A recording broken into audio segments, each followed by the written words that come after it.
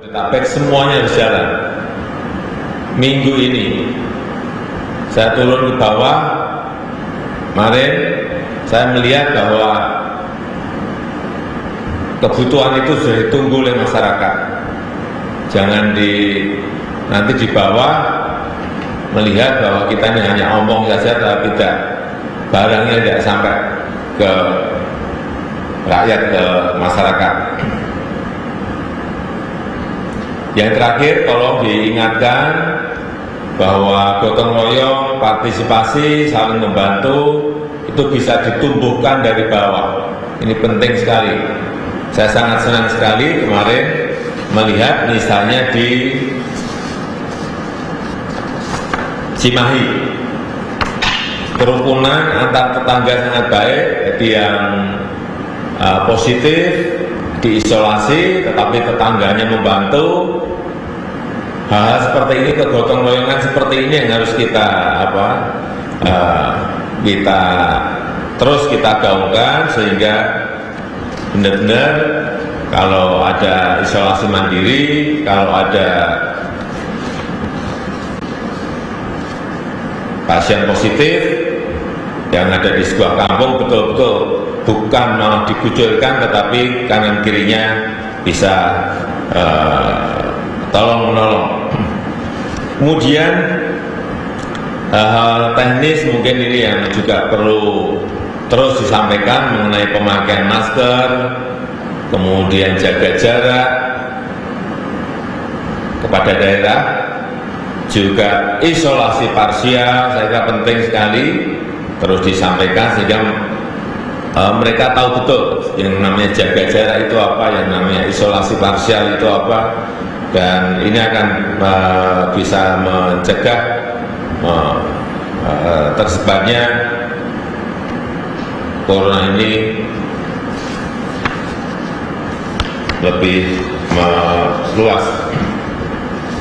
Kemudian mengenai manajemen penanganan pasien, ini saya minta juga ke Menteri Kesehatan agar betul-betul diatur,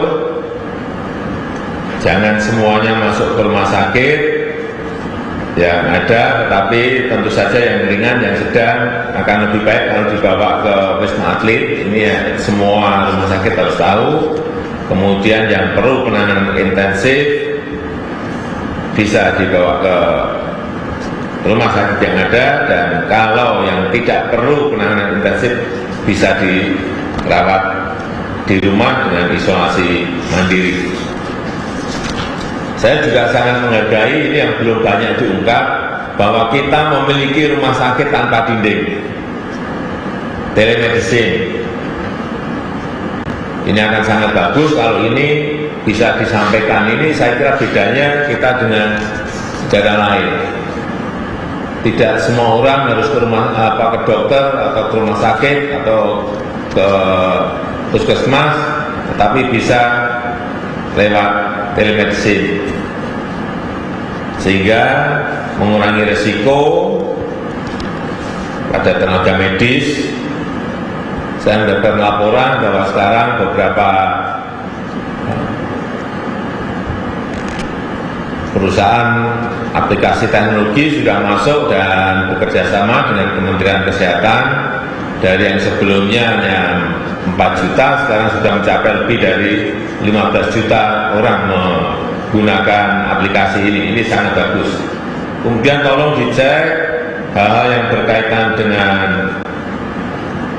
ventilator, dengan APD, jangan sampai ada yang masih mengeluh kekurangan ini, agar suplainya betul-betul dilihat sehingga tidak ada keluhan di bawah. Saya rasa itu yang bisa saya sampaikan sebagai pengantar. Terima kasih. Terima kasih Pak Presiden.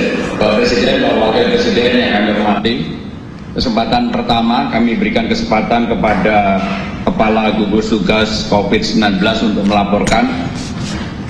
Pada Pak Kepala Gugus Tugas, dipersilakan.